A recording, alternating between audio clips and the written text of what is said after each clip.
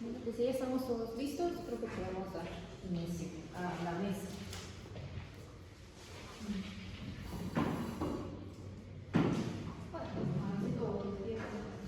Sí, porque necesitamos mover. Sí. Bueno, esta es la mesa 4 con título Intersecciones que se bifurcan entre prácticas artísticas y de colonialidad. La siguiente ponencia corresponde a Alejandra Olvera Arrabal con título de Procesos de descolonización en la danza en Latinoamérica. La doctora en Ciencias del Arte con especialidad en Teoría, Historia y Crítica de la Danza por la Universidad de las Artes de Cuba, ISA, donde previamente estudió licenciatura en Danza, maestra en Filosofía de la Cultura por la Universidad Michoacana de San Nicolás de Hidalgo. Mejor tiempo para platicar. Gracias. Bueno, la danza contemporánea en América Latina, en cierto sentido, ha tomado senderos que se han alejado de los principios que, en su origen, conformaron la danza moderna e incluso la danza posmoderna en Estados Unidos y Europa. Las razones de estos cambios son complejas, pero están relacionadas con las condiciones en las que se desarrolla la danza en Latinoamérica. Este fenómeno bien puede ser entendido como un proceso de descolonización desde la danza contemporánea. Abordaremos algunos aspectos metodológicos sobre la creación y las características de la danza en América Latina que pretenden dar cuenta de este proceso de descolonización. En la danza latinoamericana actual se puede observar la construcción de comunidades de danza que desde la horizontalidad en la creación, en el abordaje de temáticas locales vinculadas con problemáticas sociales y la relación del cuerpo con el territorio hace de esta una danza situada. En la presente ponencia nos centramos en esta última porque la construcción de la corporalidad latinoamericana está vinculada indisolublemente al territorio. Esto radica en la posibilidad, o le da la posibilidad de descolonizarse desde los cuerpos. Para quienes nos dedicamos a las artes escénicas y en particular a la danza contemporánea, es evidente cómo la manera en que entendemos al cuerpo determina cómo vivimos y acaba teniendo un impacto en nuestras praxis, en nuestras relaciones con otras personas, en el modo en que vivimos en nuestro ambiente, en nuestra conducta en general.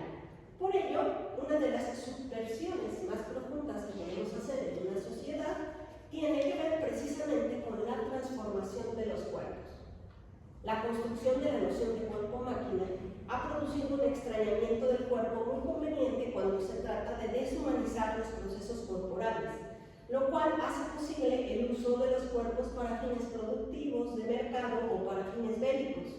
Los procesos de guerra trastocan los significados de los cuerpos para convertirlos por una parte en cuerpos prescindibles y por otra en herramientas obedientes. En sociedades que quizá no viven una guerra declarada, pero que viven situaciones de violencia constante, como ocurre en muchos países latinoamericanos, este trastocamiento de los significados de los cuerpos también está presente, pero se construye de manera más oculta. Frente a esto, cobra sentido nuestro planteamiento de que para entender la acción, para descolonizar la danza, se ha dado en América Latina que se ha dado aquí, debe empezar por los cuerpos, por analizar las estrategias de todo tipo que se han seguido en la danza para recuperar nuestros cuerpos, para volver a integrarlos a nuestro ser y a nuestro territorio.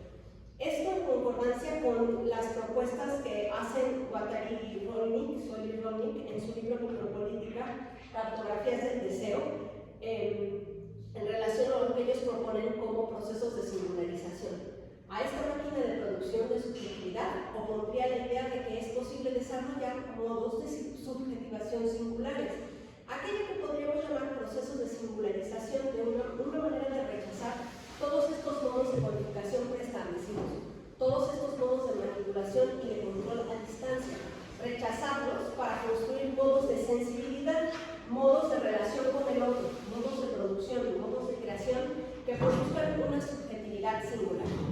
Una característica que se puede ver en muchas obras de danza contemporánea en Latinoamérica es que desarrolla sus exploraciones creativas desde la idea de que los cuerpos están integrados al territorio. Entendemos el territorio también como esa construcción colectiva de significaciones que definen, por una parte, el modo en que nos relacionamos con los demás seres y por otra, la manera en que construimos actual en el mundo. Planteamos al cuerpo como territorio porque estamos enfocando la atención en ese compendio de significaciones colectivas que encarnan en el cuerpo, pero a la vez como desde la acción corporal se adquiere la posibilidad de desarticular las significaciones que se han anquilosado en nuestro ser. Para abordar esto último partimos de la noción de simpoiesis planteada por Donna Haraway, que nos permite dar cuenta de cómo la construcción de un ser no puede ser entendida sin su ambiente. Haraway cuestiona la noción de autopoiesis porque considera que es una manera de construir una visión del mundo centrada en los individuos, como si estos pudieran existir por ellos mismos. En contraposición, la noción de simpoiesis pone atención en ese proceso de conformación de sujetos que está ligada al ambiente y a los otros seres.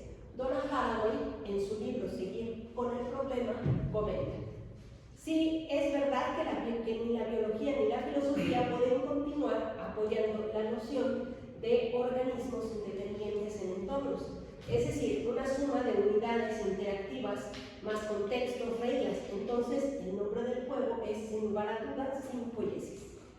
Si bien podría pensarse que esto es un tecnicismo de la biología, se relaciona con nuestro asunto porque corresponde a la misma episteme que están observando Rollin y Guattari en términos de la conformación de la subjetividad. Desde el ámbito de la danza contemporánea, un asunto central es que entendemos al cuerpo como parte de nuestro ser, no como una herramienta. Además, es importante el reconocimiento de que ese cuerpo que somos es porque está en un ambiente, está con otros cuerpos. Este punto de partida, no solamente para pensarnos como seres, sino para establecer las estrategias de acción para la creación, Donna Haraway entiende muy bien esa relación que existe entre lo que podemos pensar y las teorías desde las que pensamos. Es decir, que la noción de simpoiesis que ella plantea no solamente aplica para tratar de entender o explicar cómo son los seres en la naturaleza, sino que ella la retoma como una noción aplicable a los modos de pensamiento y de acción de las personas. Esto es importante porque si adquirimos la capacidad de hacer simpoiesis, es porque nuestra acción está construida desde la comprensión de que somos seres integrados al ambiente y a las demás personas. Esto implica poner en pausa las significaciones a través de las cuales nos ha sido construida una subjetividad como seres individuales, como unidades. Si estos procesos de singularización de los que nos habla Guattari y Rollin los pensamos de manera integrada con la noción de simpoiesis de Donna Haraway, tendremos dos estrategias muy poderosas para escapar a las sobresignificaciones y empezar a construir nuevos caminos para la creación y para la vida. Esto es algo que se puede observar tanto en las obras como en los procesos de organización y de creación de muchas de las agrupaciones de la danza contemporánea en América Latina.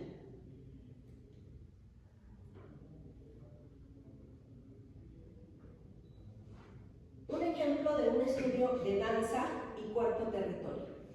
Una de las cuestiones que ha desarrollado la danza en Latinoamérica es la atención que le ha dado a este proceso de singularización del movimiento. Se ha creado una gran diversidad de lenguajes danzarios que se mezclan, toman prestados elementos y principios entre sí y se recrean constantemente. Como consecuencia, la exploración del movimiento ha pasado a ser parte consustancial de la danza. Prácticamente, para ya no ser parte para la creación de un conocimiento dado o establecido por los lenguajes corporales aprendidos, sino que es menester que el movimiento surja desde el proceso de exploración y creación de cada obra. La búsqueda en un en torno al movimiento ha cobrado gran importancia en la actualidad y es una práctica generalizada que es realizada por cada persona danzante, generalmente en pequeños colectivos.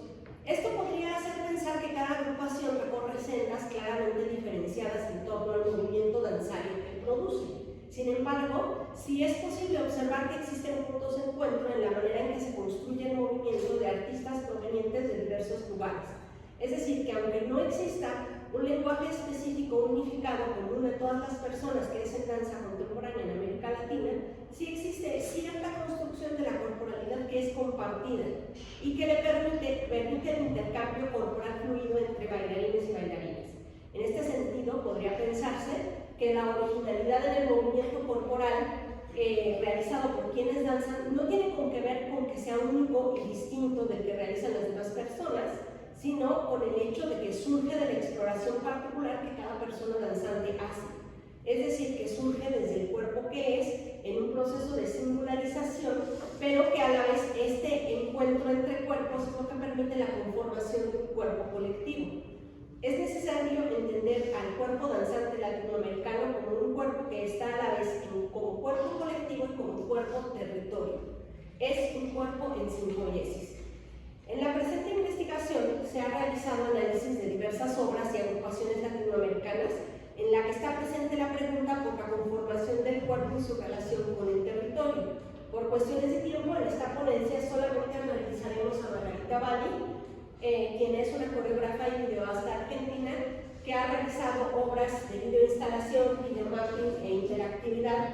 Sus obras contienen elementos propios de las artes escénicas, como es el trabajo con el espacio, con el tiempo, pero sus obras siempre está presente la pregunta por el modo en que el cuerpo está en el territorio, que es un asunto propio de la danza, pero que ella resuelve más desde la visualidad que desde la escena.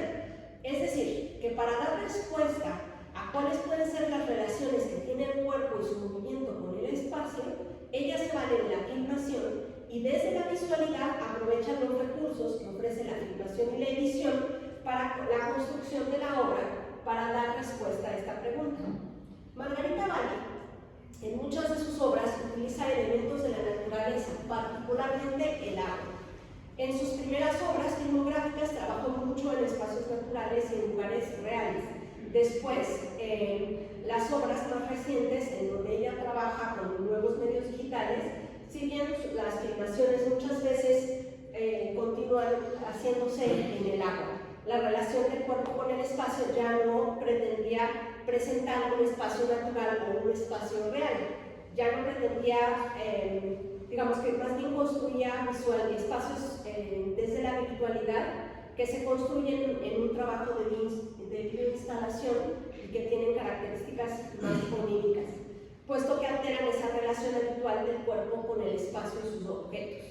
En 1997, Margarita Valli creó una obra que se titula Agua, que se trata de una videodanza en la porque sí era video de verdad, ¿no? En un grupo de bailarines y bailarines que están en la orilla del mar, en un barco al cual llegan las olas del mar. Esta obra está construida a partir de filmaciones que hicieron de acciones corporales en ese espacio que es poco propicio para la presencia de los cuerpos por la fuerza que tienen las olas. Sin embargo, los cuerpos fueron filmados efectivamente ahí y estuvieron recibiendo el agua, interactuando con ella, respondiendo corporalmente a lo que ese espacio y su movimiento hacía en ellos. En este caso, para alterar la relación del cuerpo con el espacio, Margarita Valli se valía de superposiciones y de transparencias en las imágenes. Esta videodanza no construye un espacio onírico de manera tan marcada como ocurre en otras obras posteriores, pero sí está en juego en la obra la posibilidad de modificación del estado del cuerpo en un espacio específico. Otra de las obras de Margarita Valli que tiene presente el agua es Marea Alta, que es una videoinstalación realizada en colaboración con escultores y artistas sonoros. En esta obra, Margarita Valli lo que hace es sacar a los cuerpos de los lugares reales y construye un espacio de la fantasía en donde los cuerpos son colocados. De esta forma de meter el cuerpo real en el mundo del sueño y de la imaginación que usó en muchas otras obras. A diferencia de la obra de 1997 titulada Agua, en la que se trataba de poner al cuerpo real en un lugar específico para jugar con las relaciones que el cuerpo puede establecer con el espacio, en Marea Alta se trata de poner al cuerpo, convertirlo en imagen, en un espacio físico que, si bien no es un espacio de la naturaleza o de la vida cotidiana, sí está construido como un objeto tangible. Lo curioso es que en ambos casos el cuerpo filmado es un cuerpo que está en el agua o en contacto con el agua.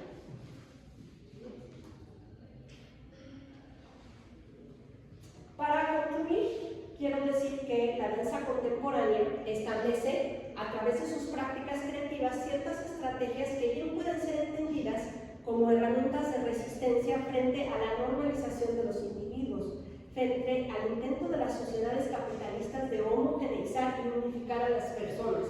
Una de las principales características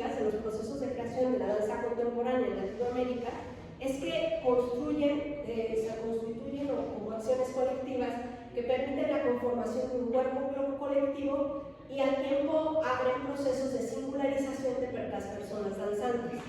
La experimentación con el movimiento es una de las estrategias frecuentemente utilizadas para la conformación tanto de los procesos de singularización como de colectivización del movimiento, lo cual obliga a pensar a la creación como una acción colectiva. Es necesario poner en pausa lo que se es y lo que se sabe y las propias interpretaciones para poder generar aperturas a los otros y al espacio, por lo que muchas de las experimentaciones están vinculadas con el territorio. Muchas gracias.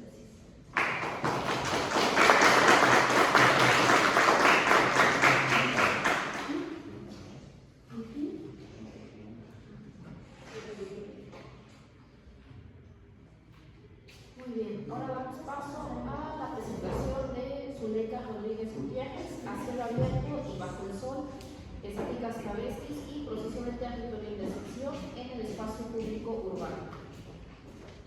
Muchas gracias. ¿Me puedo sentar? Sí. Ahí me vas diciendo el tiempo, ¿verdad? Sí, Ok. Bueno, pues buenos días a todas, a todos. Gracias por este espacio como de escucha. Esta presentación que les comparto a continuación,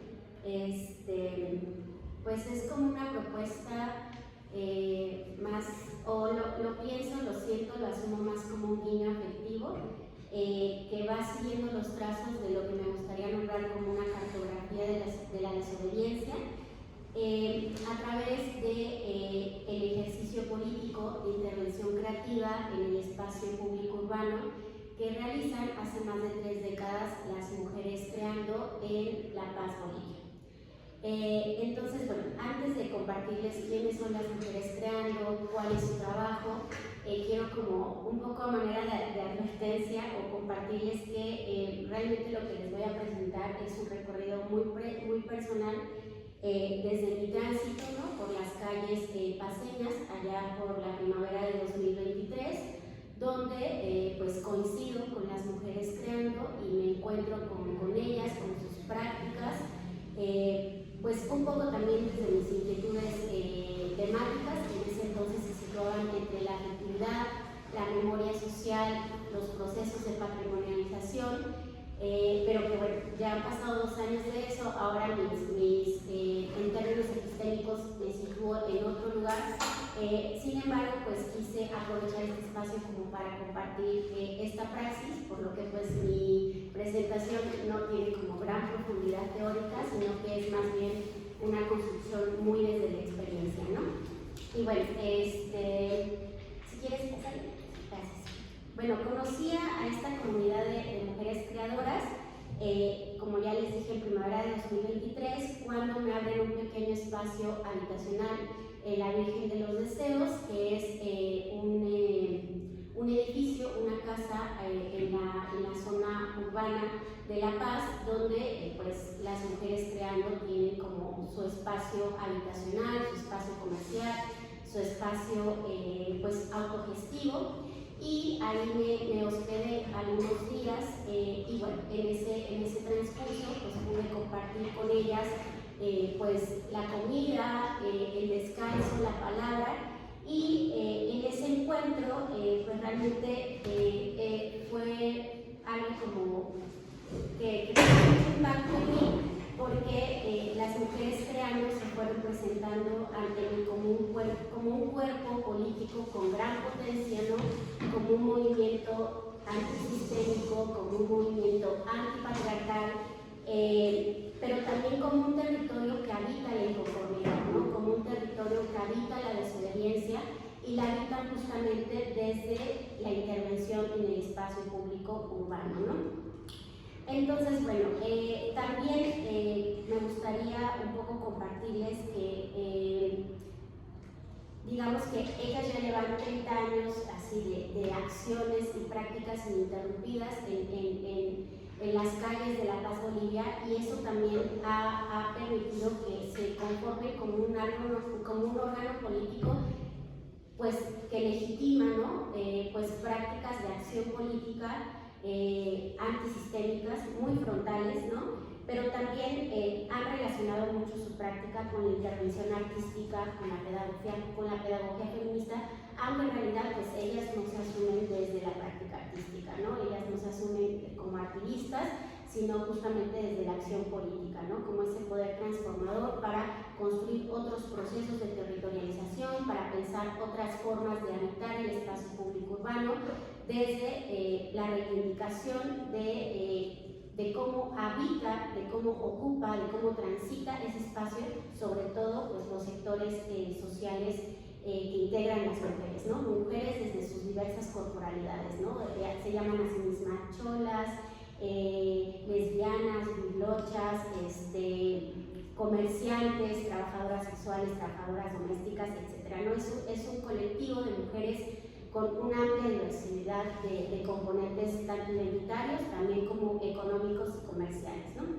Entonces, bueno, justamente en ese sentido es que acudo aquí a las prácticas de las mujeres creando como una red de acompañamiento para reconocer el espacio urbano desde sus grietas un poco, desde esos lugares como quizá del anonimato, que justo creo que permiten distinguir o caracterizar al territorio desde su carácter multivocal, desde su carácter multitemporal y también desde su carácter multiescalar, ¿no? Entonces la idea es un poco como compartirles, pero como en este sentido de poder pensar o poder hacernos preguntas políticas sobre procesos de territorialización actualmente, pero a través de estas prácticas, y en especial hay una que me gustaría como desarrollar con mayor profundidad, que es la de la práctica de travestir el monumento, que es una propuesta a través de la cual las mujeres creando pues van a despojar justamente a los símbolos materiales de esta opresión instituida en la modernidad colonialidad, que son justamente estos monumentos donde se instauran los discursos patrimoniales pues establecidos, oficiales en toda La Paz, y que ellas van a ir interviniendo a partir de esta idea de travestir esos monumentos, ¿no? Bueno, si quieres pasarle. Bueno, las mujeres creando surgen por allá en el 92, en un barrio de la periferia de la ciudad de La Paz, como un movimiento muy ligado a la acción en diversas aristas, en diversos espacios, pero una de las primeras acciones que distinguió a este movimiento fue justo recuperar el espacio público que este sistema patriarcal, pues muy característico paceño, había vetado a las mujeres, ¿no? Como un espacio, es decir, el espacio público como un espacio que había condicionado a las mujeres paceñas, sobre todo aquellas que pertenecían a contextos o que tenían orígenes indígenas o que eran de contextos comerciales o de sectores populares, y pues fue condicionando a estas mujeres a habitar estos espacios públicos urbanos desde la precarización, ¿no? Desde la exotización, desde la objetivización, pero también desde la persecución, ¿no? Porque, bueno, sobre todo hay un grupo de mujeres que son del sector popular paceño, que son las cholas, que es como un término muy popular que se ocupa para distinguir a estas mujeres como que ocupan los espacios públicos urbanos para comerciar sus productos, ¿no? Y que tienen una vestimenta muy característica, que es pues, la tradicional de la chola, con sus faldas, con sus sombreros, con sus pollas, como le llaman, sus polleras, pero realmente pues habitan esos espacios desde la precarización, porque pues son pues perseguidas muchas veces desde estas pues disputas por el espacio público urbano que hay en La Paz, ¿no? Entonces, bueno, la idea era justamente recuperar esos espacios de enunciación, esos espacios de habitación, esos espacios de ocupación para las mujeres en sus diversas corporalidades, ¿no? Y es así como si quieres ir a pasar lo mismo. Es así como pues las mujeres creando van haciendo de la calle pues, su principal vena de comunicación, de acción, y pues van articulando a la calle como ese único foro democrático en el que realmente convergen todas las aristas que componen a la sociedad, ¿no? Y también como ese espacio fundamental donde se desarrolla la vida cotidiana, ¿no? O sea, a las mujeres creando realmente poco le interesa gestionarse o visibilizarse desde espacios como que son como académicos, que son profundamente pues verticales muchas veces, institucionalizados, sino más bien pues su interés estaba justamente en hacer otros procesos de gestión, otros procesos de habitación, pero principalmente en la calle, ¿no? No obstante, bueno, a propósito de estas imágenes que está pasando la compañera, en el 2005, ya después de unos años pues ya de práctica en la callejera, pues ellas van advirtiendo también la necesidad de tener un espacio que les permitiera autogestionarse, porque como les digo, pues muchas de ellas realmente se dedicaban al trabajo doméstico y al trabajo ambulante, el trabajo comercial ambulante. Entonces la idea era también fortalecer esta parte y crear un espacio que les permitiera seguir interviniendo el espacio público urbano, pero también generar más redes de acompañamiento para más mujeres que estaban siendo atravesadas por la violencia patriarcal del Estado paceño en todas sus formas, ¿no? Desde violencia vicaria, violencia física, violencia urbana, violencia patriarcal, etcétera, ¿no? Y bueno, es así como fundan este espacio, Vircholet de las mujeres creando allá en La Paz, que es donde yo me hospedé.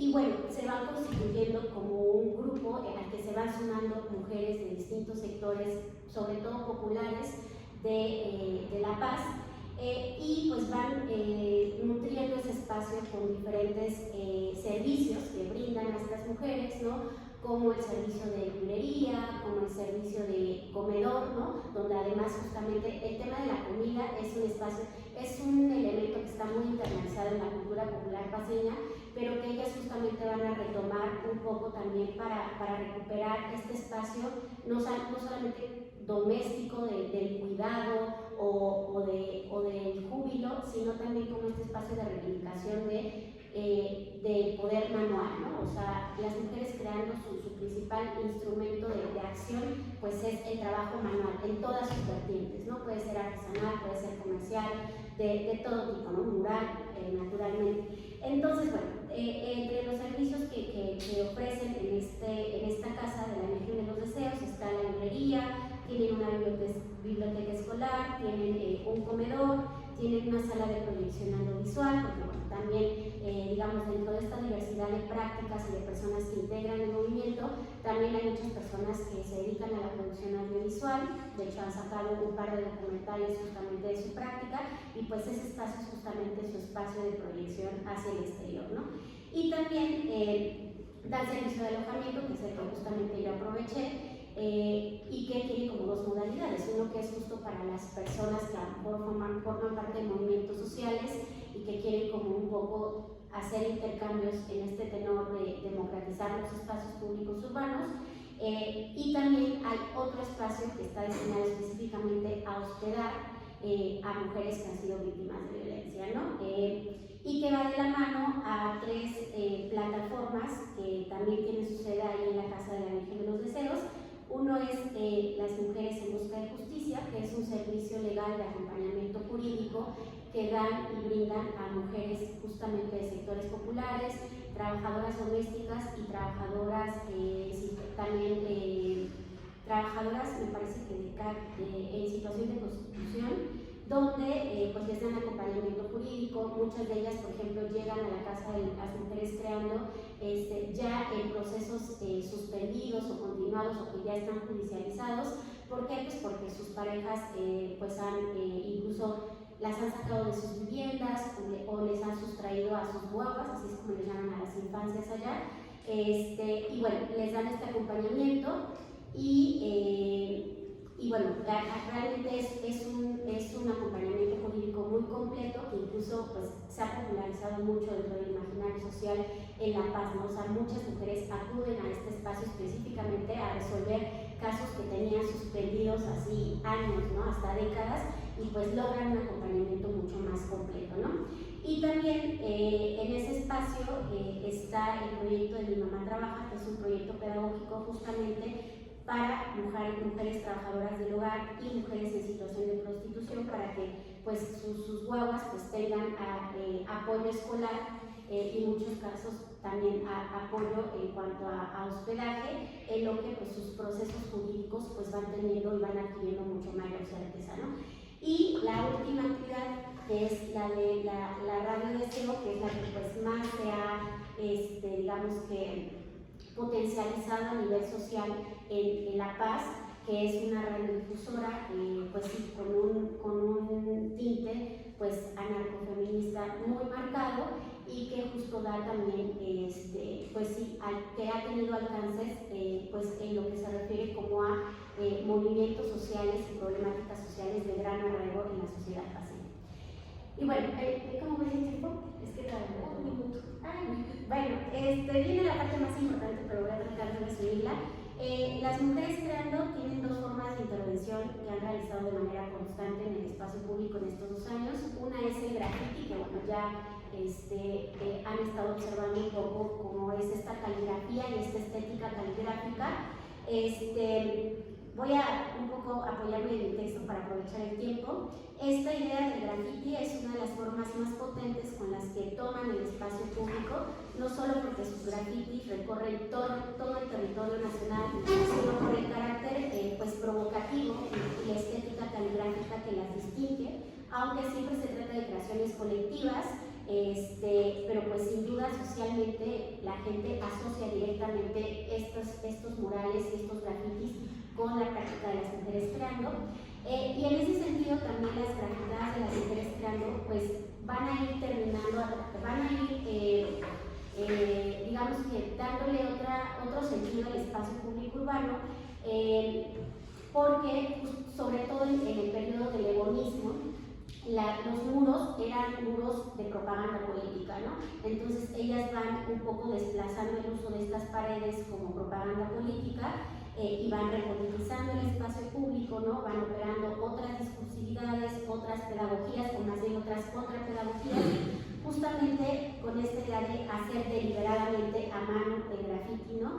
Pero que también van evocando este disciplinamiento caligráfico, ¿no? Disciplinamiento alfabetizador, que también está un poco asociado a procesos hegemónicos de aprendizaje, pero también que está asociado a los cuerpos femeninos, ¿no? Como esta idea de que la letra cursiva pues es de la niña. Bueno, pues ahora esa idea de que la letra cursiva es de la niña es como esa niña ahora pues va a usar esa letra en la calle, pero la va a usar para tomar la palabra públicamente, ¿no? La va a usar para tomar la palabra sin tutela, la va a usar para tomar la palabra desde la clandestinidad, desde la desobediencia, desde la voz en primera persona, ¿no? Y realmente, bueno, son realmente, pues sí, grafitis muy provocativos, ¿no? Que han generado pues un montón de matices dentro de la sociedad y también polarizaciones, ¿no? Y bueno, otra de las formas de intervención que han realizado en el espacio público urbano es justamente las acciones públicas, que es la de travestir el monumento. Puedes pasar de ya rápidamente, antes,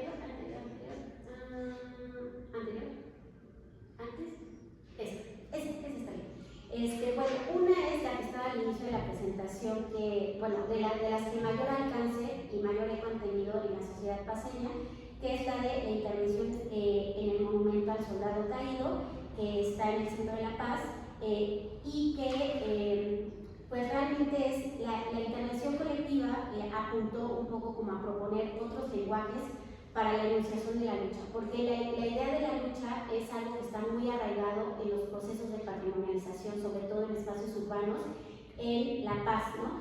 Y que un poco naturalmente promueven esta idea del caudillo, ¿no? O sea, estos cuerpos masculinos que ponen el pecho para las balas, que están dispuestos a poner el cuerpo como para defender a la nación, ¿no? Entonces, justamente estas intervenciones de travestir estos monumentos, estos cuerpos masculinos, es despojarlos de esa noción del caudillo como héroe, ¿no? Como hombre que construye la nación, y por eso es que lo atavían con mandiles, con escobas, con estos símbolos que están muy asociados justo a los espacios domésticos, a los espacios del cuidado, y justo es como esta invitación, ¿no?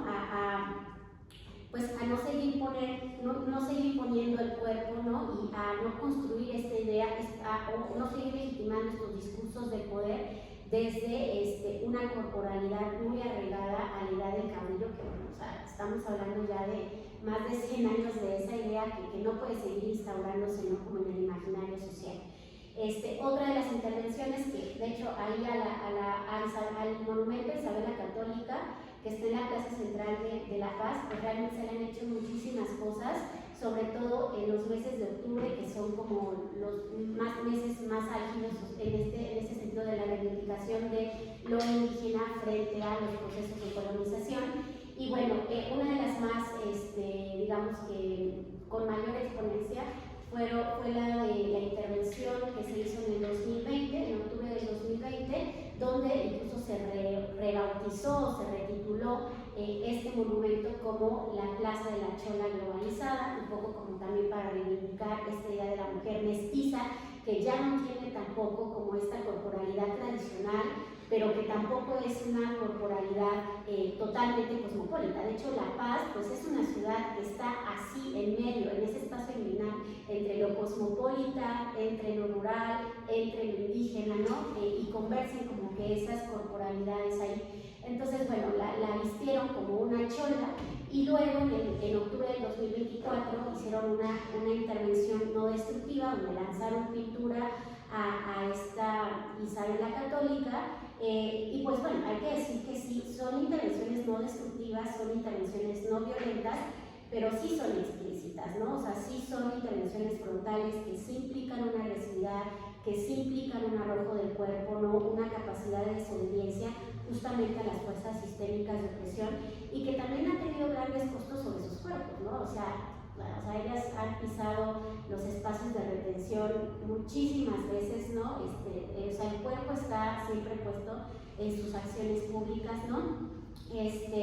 Pero sobre todo en estos procesos de travestir el monumento, pues estamos hablando de intervenciones pues teatrales, iconoclastas, que pues sí tienden a poner el dedo como que en herida, sobre todo cuando se trata de imaginarios sociales muy arraigado pues a lo católico, ¿no? A lo estatal, que pues está muy arraigado todavía en la sociedad paceña, ¿no? Y bueno, ya como para ir concluyendo, pues quería compartirles eso, ¿no? Como esta experiencia en la que ellas se están viviendo como agitadoras callejeras, no como artistas, no como performanceras, ¿no? Sino como sujetas políticas de la acción, y pues justo sus cuerpos pues son cuerpos que desobedecen, son cuerpos que desafían, son cuerpos que provocan, pero que también construyen desde la ternura y desde el afecto. Eso creo que ya no va a dar tiempo de compartirlo, pero también su práctica va mucho de ir reivindicando la risa, ¿no?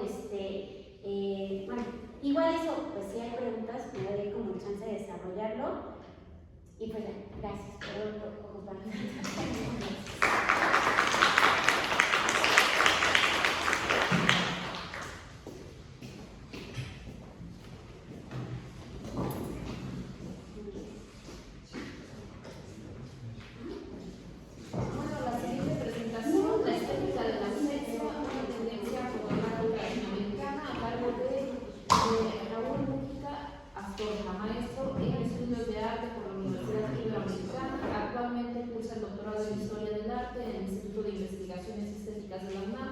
Su investigación se centra en la fotografía como arte y narración, concretamente fotografía creada por mujeres. Su investigación actual busca conexiones visuales y conceptuales entre fotografías latinoamericanas, es miembro activo del Seminario de la Mirada Documental y el Seminario del Sabor de la Imagen, y ha publicado diversos textos de investigación, difusión y crítica del arte. Muchas gracias, y muchas gracias a todos en esta mesa seminaria.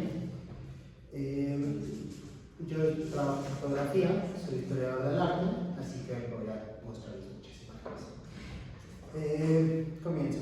La estética de la ausencia, en el que la ausencia, tanto voluntaria como forzosa, es algo que podemos estar de acuerdo que permea a América Latina.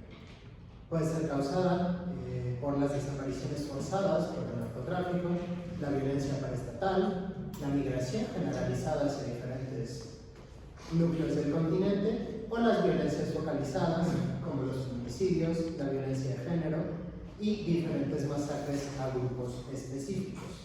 La ausencia constantemente genera huecos en el tejido social de los países del sur. Y como respuesta, el arte en general y la fotografía en particular han servido como herramientas de resistencia no solo ante la ausencia, sino ante sus causas. Citando al artista visual colombiano Alex Schenker, abro cita, un primer paso para decolonizar el arte fotográfico y con él la memoria fotográfica pasa por el acceso al lenguaje de la representación, en este caso la fotografía misma. Cierro cita. Este mismo plantea que los grupos dominados en una estructura colonial son obligados a emplear estéticas determinadas de memoria para legitimarse y reconstruir su identidad. Es decir, si queremos hablar de decolonialidad en fotografía, tenemos que pensar en los cambios en el acceso a la fotografía y cómo este genera nuevas estéticas y nuevas visualidades. En un contexto donde la fotografía cada vez está más presente, esta se vuelve una herramienta primordial de resistencia ante la violencia colonial, generando estéticas específicas. Sin embargo, y la pregunta que me surge es, ¿cómo? ¿Cómo representamos lo que no está? Particularmente en la fotografía que tiene esta idea de documentalidad y de fidelidad y de captura de la realidad, ¿cómo lo usamos para capturar lo que no está? Si ahorita yo tomo una foto desde aquí, esa fotografía nos sirve para ver quiénes están de público en esta ponencia, en esta mesa, pero es un poco más complicado usarla para mostrar quiénes no están, más allá de sí. ¿Cómo se representa al desaparecido si el cuerpo no existe? ¿Cómo mostramos en una fotografía la distancia entre el migrante y la familia que deja atrás? Lo que propongo ahorita es un recorrido entre diferentes ejercicios artísticos latinoamericanos que recurren a la fotografía como una respuesta a la ausencia. Más allá de la geografía, de las tendencias locales, de las tradiciones fotográficas o de la misma temática de las obras, buscamos identificar opciones o ejercicios que buscan representar lo que no está y que tienen en común. Y como las cosas que tengan en común pueden convertirse en una respuesta de foto. No es uno de los primeros recursos que encontré recurrentes implica a la fotografía tanto como memoria como arte. Son ejercicios que se pueden encontrar en México, en Colombia, en Argentina, e implican capturar a una persona sujetando la fotografía de un ser querido ausente. Pueden ser las imágenes que usan los migrantes como motivación, el caso de Livia Vivanco, que fotografía en la frontera norte de México, o los recuerdos de los desaparecidos que son lo único que les queda a sus familias. Son ejercicios poéticos, ejercicios de memoria y ejercicios de activismo político. Estas composiciones combinan la idea de memoria que tiene la fotografía con la realidad física del cuerpo. Combinan el desgaste de la fotografía con los desgastes del cuerpo. Y sitúan el sufrimiento de la ausencia en un ser vivo y real sin revictimizar a las víctimas, es decir, sin mostrar cuerpos, sin mostrar la violencia. Esta combinación busca generar emotividad en el espectador que conectamos tanto con el desaparecido como con la persona que deja atrás. Siguiente, por favor. Otro recurso que encontré involucra alterar o intervenir en imágenes fotográficas, tanto físicas como digitales. Pueden ser las intervenciones en fotografías físicas de memoria, la fotografía del álbum familiar, que todos tenemos al menos un par en casa, que muestra los efectos de la ausencia. El ejemplo que les pongo de Marisa Bertal, que es una serie que genera tras el feminicidio de su hermana Gemma. También pueden ser comparaciones entre el antes y el después, mostrando el espacio vacío que deja el ausente y cómo el tiempo pasa tanto para los espacios como para las personas. Uno de los que lo hace es Gustavo Germano. Les pongo un ejemplo de Uruguay, pero hace este tipo de ejercicios en Argentina, Brasil y Colombia. Estos casos ya no solo es un vínculo entre memoria y cuerpo, se le añade una acción que muestra los efectos mediante una acción poética, una acción creativa. lo que posibilita efectos más metafóricos. Las alteraciones que hace la mexicana Canon Bernaldez a fotografías con formatos de identificación, fotografías tamaño pasaporte, tamaño título, que normalmente nos servirían para identificar a una persona, les borra la cara para ejemplificar las ausencias y la desaparición de los retratados que no están. Esto ya no es solo un acto creativo, sino que sirve como herramienta para gestionar, comprender y analizar la ausencia. Esto no solo es la fotografía como memoria o a tomarle fotos a fotos. Hay otros fotógrafos artistas que usan el vacío y el espacio como un elemento poético. Puede ser los espacios que habitan los ausentes, los espacios donde se les busca, como el caso de Recorridas de Chávez, los espacios transitivos que dan hogares a miles de almas, pero solo por un tiempo. Otra vez ejemplos de Olivia Banco con migración en el norte de México.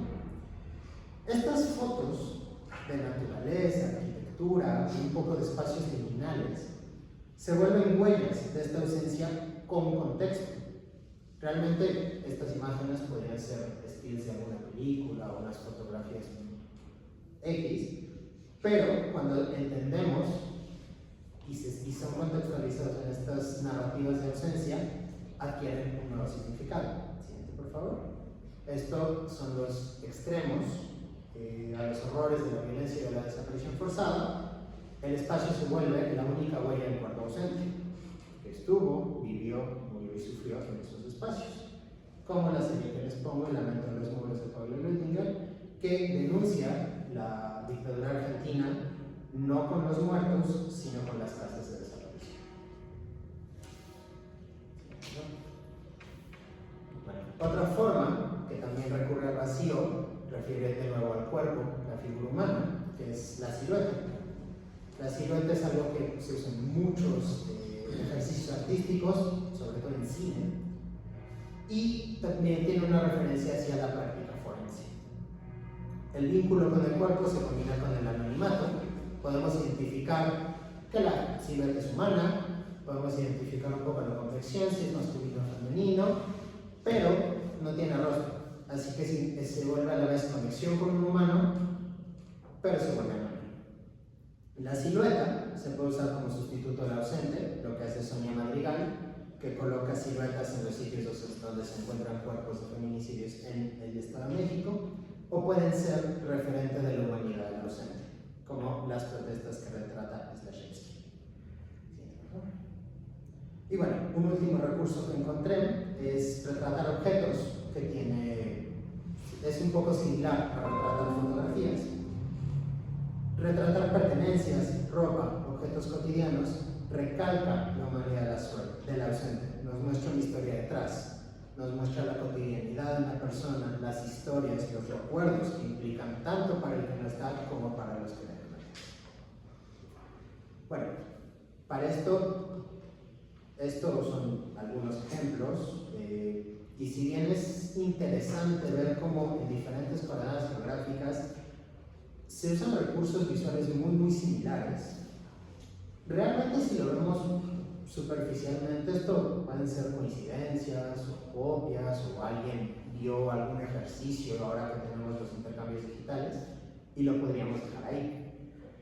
Yo lo que propongo en esta área de ponencia es que este reciclaje de imágenes y referentes no se trata solo de una cuestión visual y temática de una región o de un momento en particular, sino que lo podemos entender como una respuesta decolonial a las condiciones específicas de América Latina. Concretamente, condiciones de violencia social, política y económica, que son lo que causa estas ausencias. Una de las herramientas de resistencia es la documentalidad, la estadística, el dato duro.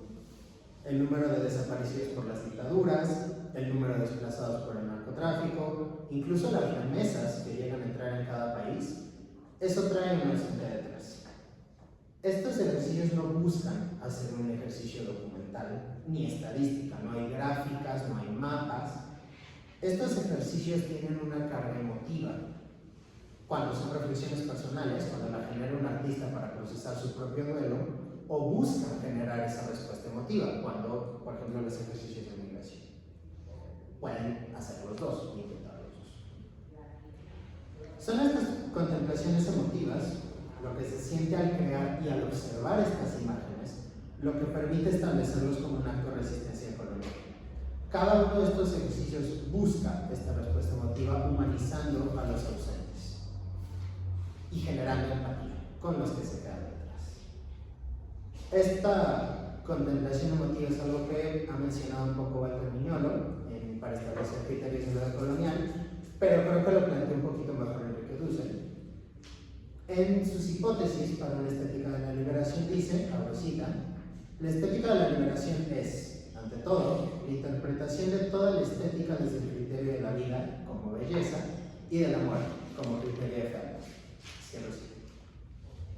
Esto no es solo una dicotomía vida, muerte, belleza y fealdad, sino que busca plantear ejercicios que se pongan en tensión, como estamos representando los elementos.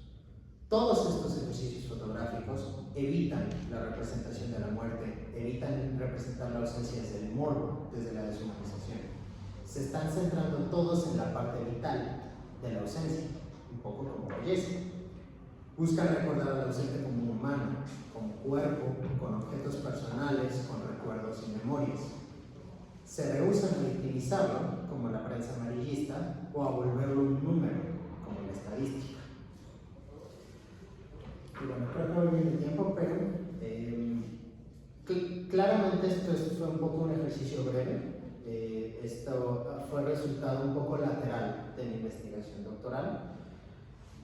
Y creo que se le puede profundizar más, creo que podemos buscar más patrones, buscar más cronologías, pero considero importante señalar que estos ejercicios, resistencia, respuesta colonial, estética de liberación, como gusten llamarlo, están generando estéticas particulares. Están generando una estética de la ausencia que no busca librarse de la ausencia, sino de las causas que provocan las ausencias. Muchas gracias.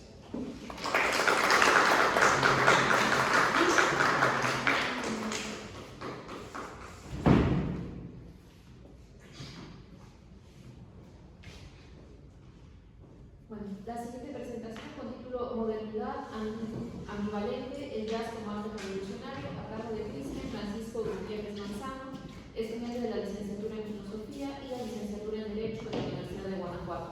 Sus temas de interés son los relacionados con la ética, filosofía política, el estudio de la conducta humana, los derechos humanos, el derecho penal y la política criminal. Bueno, muchas gracias.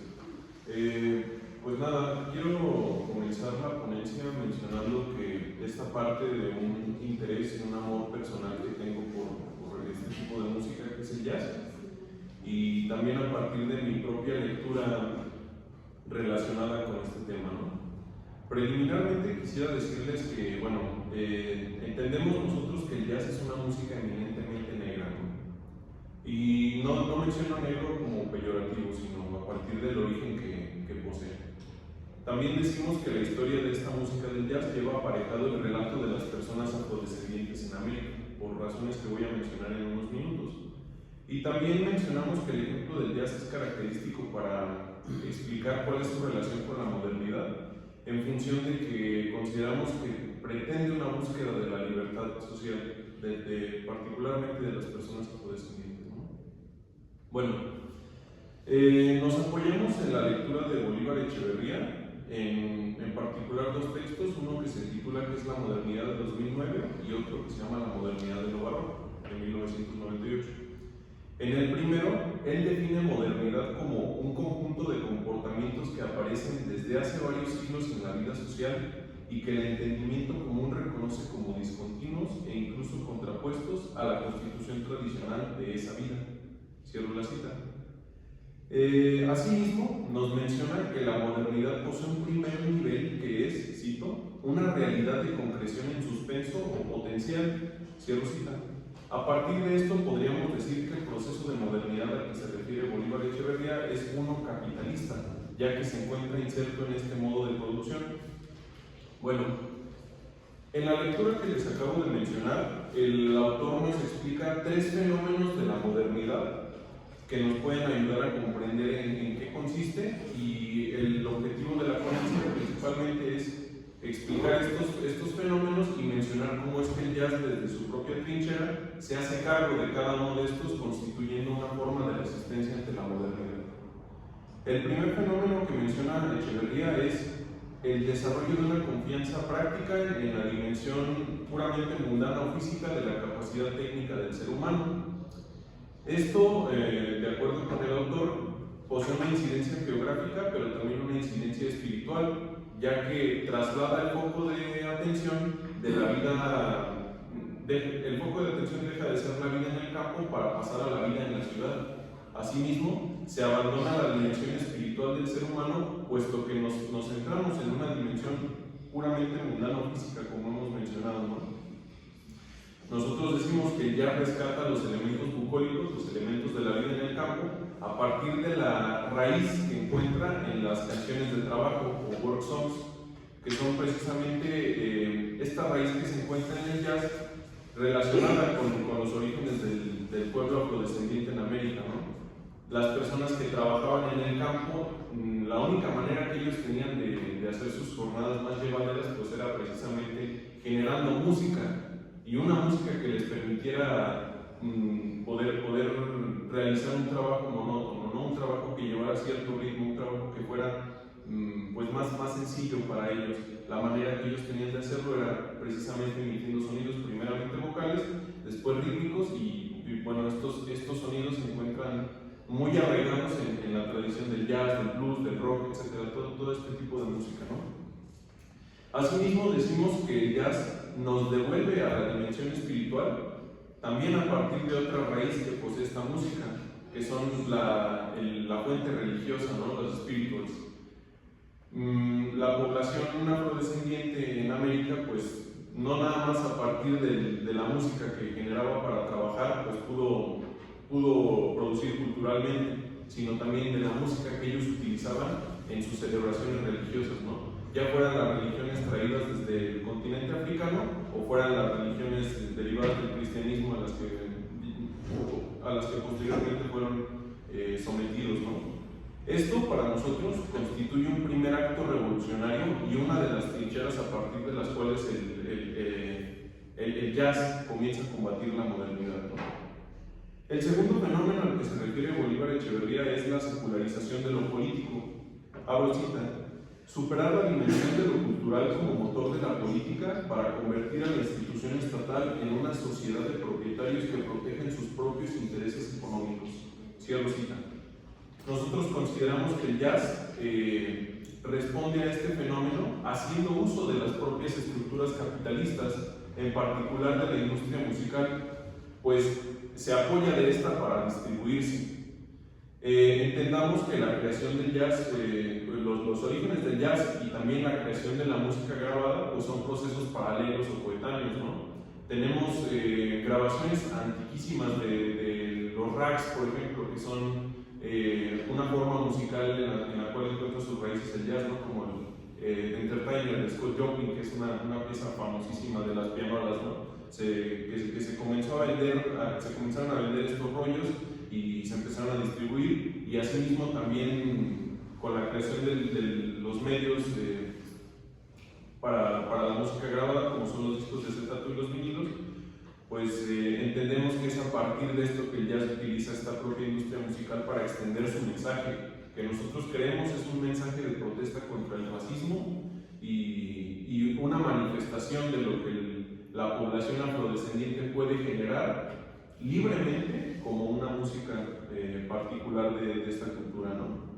Y como tercer fenómeno consideramos el individualismo que menciona Bolívar Echeverría, en el que él nos dice que se deja de lado el comunitarismo para considerar que el átomo de la realidad humana es el individuo singular. Bueno, nosotros creemos que la respuesta que el jazz tiene para este fenómeno viene acompañada del rescate espiritual que les mencionaba hace un momento, ¿no? Nosotros creemos que el jazz trata de reivindicar esta colectividad que propone la modernidad. La propuesta musical del jazz nos dirá que para tener individuos plenos es necesario en un primer momento poseer conciencia social y revisar críticamente la historia inserta en las relaciones de dominación, No decimos que el comunitarismo no sea bueno o que se tenga que negar, sino que tiene que suspenderse para reconsiderar en un primer momento al grupo oprimido, ¿no? Propiamente a la población afrodescendiente que históricamente ha sido esclavizada desde que llegó a este continente, ¿no? De ahí esa necesidad de devolvernos al plano de lo social, a pesar del esfuerzo de la modernidad por sustraernos de esta dimensión, ¿no? Bueno, estos son los tres fenómenos que menciona Bolívar Echeverría, ¿no? Pero creemos que también hay ciertos apuntes que él nos da para entender esta relación entre jazz y modernidad como una resistencia, y que además creemos también que poseen vigencia actualmente, ¿no? El primero de estos apuntes es, abro cita, que la modernidad es un proyecto inacabado, es siempre incompleto, cierro cita. Decimos nosotros que la modernidad, a partir de lo que menciona Echeverría, es incapaz de eliminar las condiciones premodernas de una forma definitiva, siempre se encuentran ahí. Tan es así que ya les he mencionado cuáles son los puntos de resistencia a partir de los cuales responde el jazz ante el proyecto de modernidad que se intenta extender, ¿no? El segundo apunte es, abro cita, que la modernidad es siempre ambigua y se manifiesta de manera ambivalente respecto de la búsqueda que hacen los individuos sociales de una mejor disposición de satisfactores y de una mayor libertad de acción. Es decir, la modernidad que existe de hecho es siempre positiva, pero es al mismo tiempo siempre negativa. Cierro cita.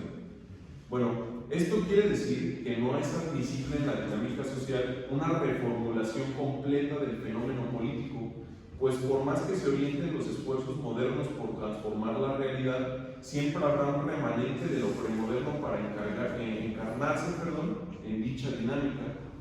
Yo creo que la ambivalencia de la modernidad nos podría explicar cómo es que existe un mundo en el que algunas personas ponen en alto los derechos humanos que se han logrado a partir de las dos grandes guerras, mientras al mismo tiempo existían personas afrodescendientes que no podían ingresar a las universidades, o que habían personas afrodescendientes que eran víctimas de un prejuicio racial por parte de autoridades judiciales.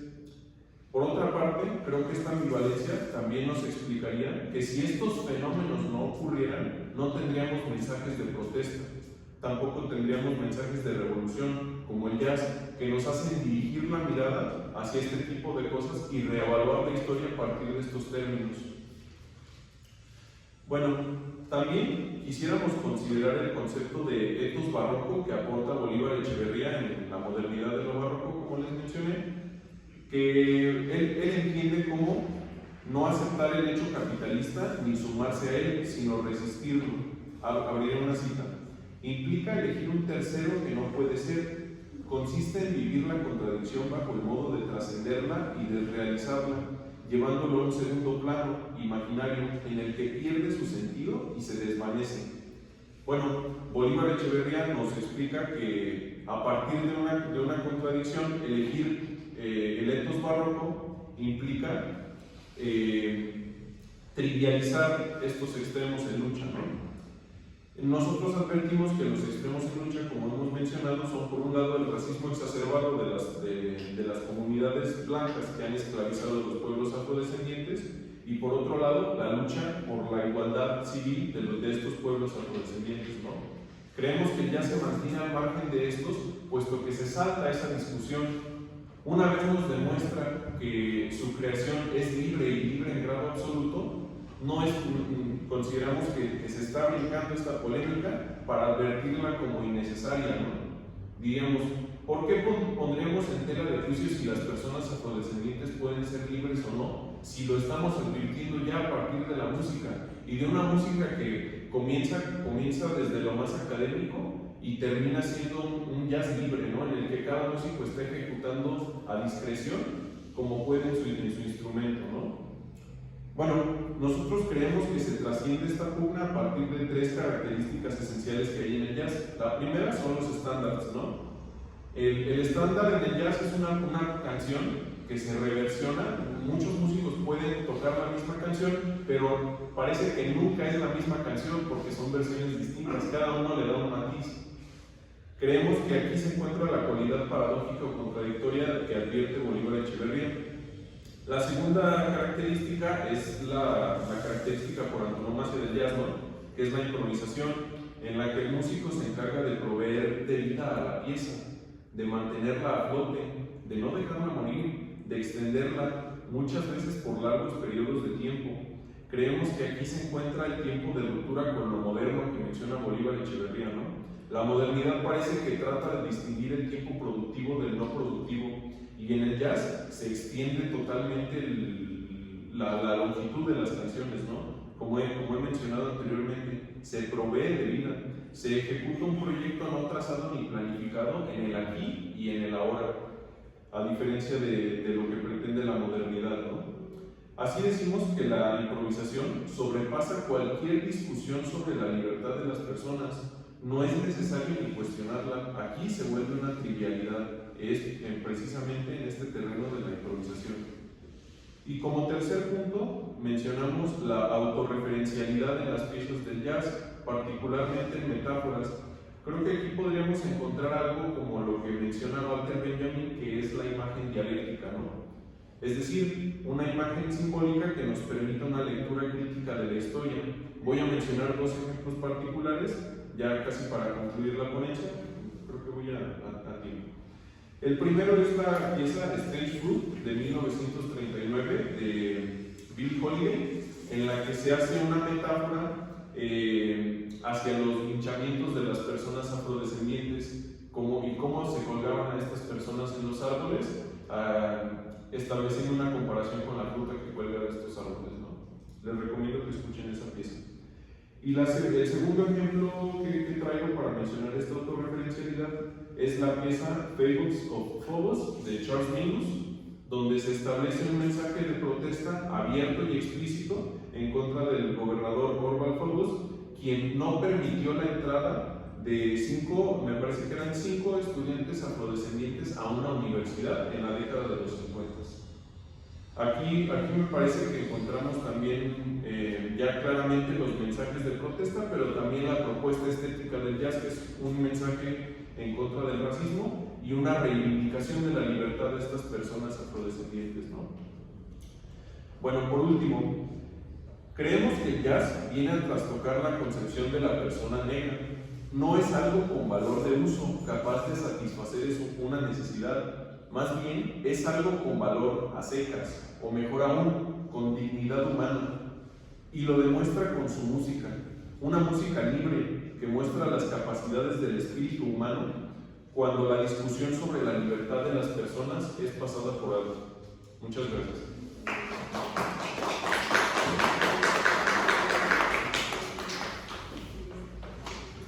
Bueno, contamos con tiempo para una sesión de preguntas y respuestas, y si existe alguna hacia los ponentes.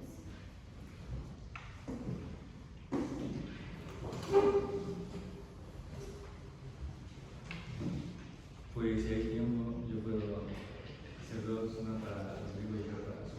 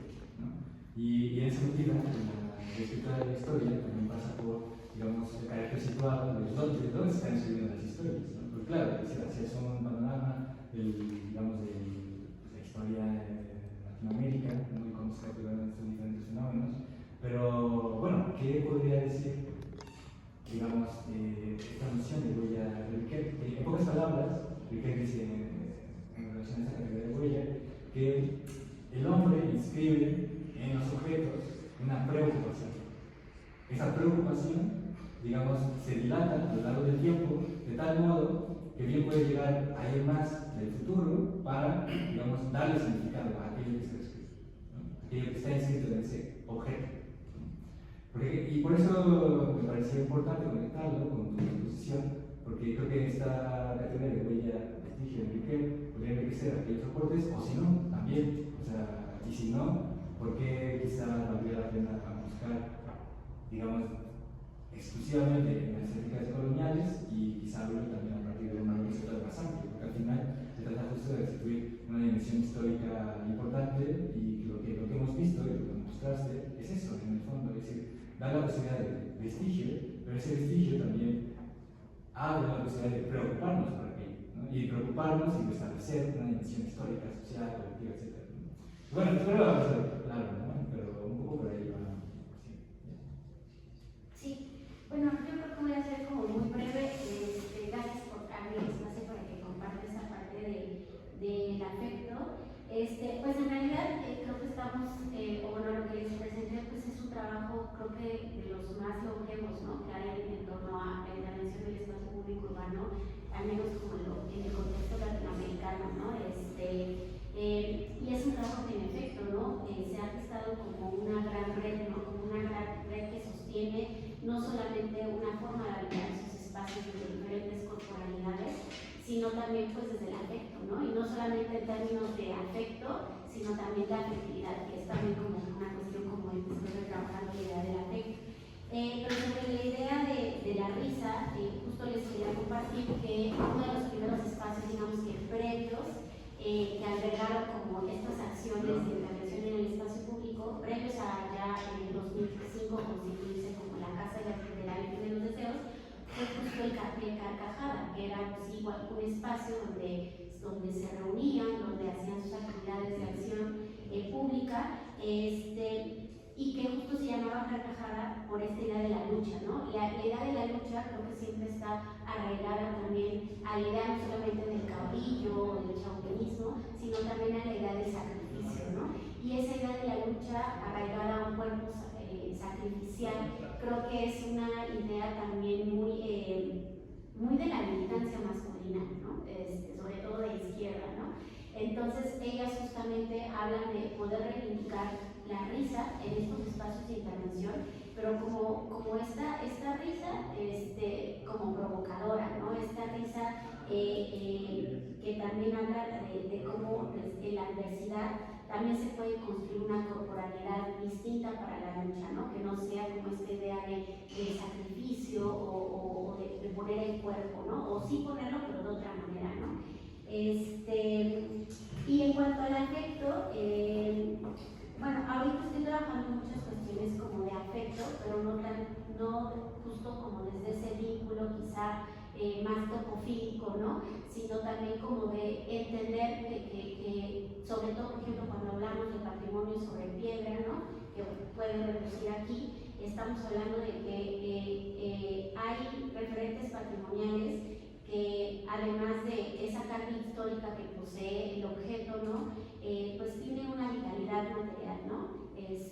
Entonces, creo que en ese sentido pienso el afecto no solamente como esta relación sentimental o afectiva que puede desarrollar con ciertas materialidades, sino también el pensar qué pasa cuando esos elementos y esas materialidades chocan, convergen con otras materialidades, ¿no? O sea, por ejemplo, pienso en la práctica de las mujeres creando cuando intervienen en el muro, y el muro pues adquiere una capacidad proyectiva distinta a la que si estuviera pintado de blanco, ¿no? O sea, adquiere la capacidad para almacenar otras narrativas, para subvertir otros procesos de territorialización, y creo que sobre todo en el tema del monumento, ¿no? O sea, el monumento, además de tener esa carga histórica, pues tiene una vitalidad material a partir que desde ahí es que podemos plantear justo la pregunta de qué pasa, qué puede un cuerpo, ¿no? O sea, qué puede un cuerpo no solamente en términos de comunicar, sino qué es capaz de hacer un cuerpo cuando se encuentra con otro cuerpo, ¿no? En este caso, el patrimonio sobre piedra con pues las intervenciones que son de corporalidades humanas y qué pueden, ¿no? ¿Qué pueden esos cuerpos cuando se encuentran, ¿no? Cuando chocan, evolucionan, cuando se destruyen, ¿no? Pues sobre todo cuando se trata de estas intervenciones más iconoclastas que pues tienen que ver con que están muy estigmatizadas porque se relacionan mucho con la destrucción